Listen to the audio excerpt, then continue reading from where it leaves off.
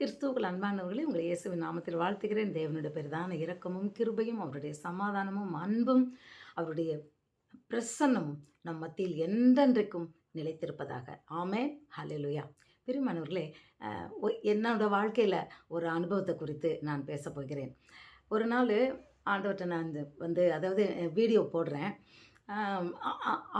ஆழங்களான ஒரு சத்தியமானாலும் சரி, ஆவிக்குரிய சத்தியமானாலும் சரி, சாதாரணமாக போடுறதா இருந்தாலும் சரி, எல்லாமே தேவ சித்தப்படி நம்ம ஜெபித்து நாம் அந்த வார்த்தைகளை நாம் பிரயாசப்பட்டு ஜெபத்தோடு நம்ம அதை போடுறோம்.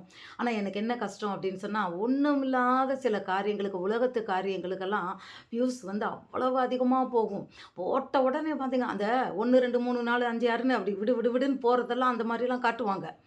ஆனால் நம்மளுடைய வீடியோவுக்கு என்னதான் வார்த்தைகள் ஆண்டவருடைய வார்த்தை சத்தியமாக இருந்தாலும் ஏன் இது போக மாட்டேங்குது? ஆண்டவர்கிட்ட நான் ரொம்ப நான் என்ன ஆண்டவரே, நான் உம்மிட்ட ஜெபித்து நான் போடுறேன், வார்த்தைகள்லாம் உம்முடைய சித்தப்படி, ஆனால் ஏன் வியூஸே எனக்கு கொஞ்சம் ஒரு சோர்வு.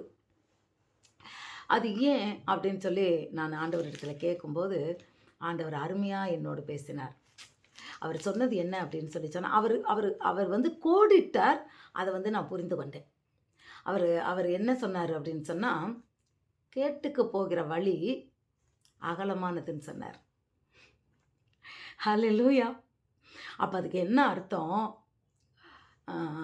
லட்சம் வியூஸு, 50,000 வியூஸு, இந்த மாதிரிலாம் வியூஸ் போடுறதெல்லாம் என்ன அப்படின்னு சொல்லி பார்த்தா, அது ஒரு ரீல்ஸாக இருக்கலாம், கேம்ஸாக இருக்கலாம், பிரேக் த்ரூ நியூஸ் அப்படி அந்த மாதிரி இருக்கலாம். இது உலகத்து காரியங்களை குறித்து தான் இருக்கலாம். அப்போ ஆண்டவர் சொன்னது என்னன்னா, கேட்டுக்கு போகிறது அப்படின்னா என்ன அர்த்தம்னா, கேட்டுக்கு போகிற பாதை அப்படின்னா, நரகத்தை நோக்கி போகிற ஜனங்களுடைய கூட்டம் என்னன்னா, அது பெரியது. அப்போ நரகத்துக்கு போகிற வாசல் எப்படி இருக்குன்னா, பெரிய வாசல், பெரிய வாசல். ஆனால் ஜீவனுக்கு போகிற வழி குறுகினது. அதில் உள்ள போகணும்னு நினைச்சாலும் ஒரு சிலரால் தான் போக முடியுன்றார். அல்லேலூயா. அதை வாசித்த போது நான் பயந்து நடுங்கினேன் பிரியமானவர்களே. அப்படின்னா நம்ம அதுக்குள்ளே போக முடியாதான்ற பயம், நடுக்கம் என்னுள் வந்தது. உண்மையிலேயே கேட்டுக்கு போகிற வழி விசாலமானது. ஆனால் நித்திய ஜீவனுக்கு போகும் வழியோ அது மிகவும் குறுகலானது. இப்போ ஒரு பெரிய ஒரு கிரவுண்டு இருக்குன்னு வச்சுக்கிங்க. அந்த கிரவுண்டில் ஒரு 50,000 பேர் இருக்கிறாங்க. திடீர்னு ஒரு விஷயம் நடக்குது உள்ள. அப்போ ஒரு சின்ன கேட்டு தான் இருக்குது. அதாவது சின்னனா ஒரு ஆள் உள்ளே நுழைஞ்சு வெளியே போகிற அளவுக்கு தான் இருக்குது. அப்போது அதுக்குள்ளே இவங்க எல்லாரும் அதுக்குள்ளே எப்படி போக முடியும்? அதுக்குள்ளே ஒவ்வொருத்தராக அந்த போகும்போது எவ்வளோ கஷ்டம் பாருங்கள். ஆனால் சிலர் என்ன செய்வாங்க, அந்த பாதையில் போக மாட்டாங்க, அந்த குறுகலான பாதையில் போக மாட்டாங்க. இன்னொருத்தர் மேலே ஏறி மேலே கூட இறங்கி தப்பிச்சு, இல்லை வேறு வழி இருக்கான்னு சொல்லி பார்த்து அந்த மாதிரி சில வழியிலெல்லாம் போயிடுவாங்க. எப்படியோ ஒரு வழியில் அவங்க வெளியே போயிடுறாங்க. அதுபோல் தான் பெருமானவர்களே, எப்படியோ ஒரு வழியில் வாழ்ந்து கொண்டு இருக்கிற மனிதர்களோடு அல்ல, நீங்களும் நானும் தேவனால் தெரிந்து கொள்ளப்பட்டவர்கள். கேட்டுக்கு நாம் உண்டானவர்கள் அல்ல, நாம் நித்திய ஜீவனுக்கென்று அந்த குறுகலான ஜீவ வழியில் போகிற ஒரு குறுகலான வழிக்குள்ளே போகக்கூடிய நம்மளால் தேர்ந்தெடுக்கப்பட்டவர்கள், தேவனால் தேர்ந்தெடுக்கப்பட்டவர்கள். ஆண்டவர் சொல்கிறாரு, நானே வழி, நானே சத்தியம், நானே ஜீவன். அப்போது அந்த சத்திய வழியில், வேதத்தின் பாதையில், வெளிச்சத்தில் நாம் அந்த நித்திய ஜீவனுக்குள்ளே நாம் போகின்றது, அந்த போகிறது வெகு சிலர். போகணும்னு முயற்சி பண்ணுனாலும், அது வந்து நம்ம இறுதி வரை நம்ம முயற்சி பண்ணோம். ஏன்னா பரிசுத்தம் உள்ளவன் இன்னும் பரிசுத்தம் அடைய கடவன். நம்ம ரட்சிக்கப்பட்டுட்டோம்னு நெனைக்கிறோம். ஆனா, நம்ம ரட்சிக்கப்பட்டதுனால நம்ம தேவனிடத்துல போயிற மாட்டோம். அது மனம் திரும்பினதின் ஒரு அனுபவம். அப்ப மனம் திரும்பினா நம்ம யாருன்னா ஒரு குழந்தை. புதுசா பொறந்திருக்கோம்.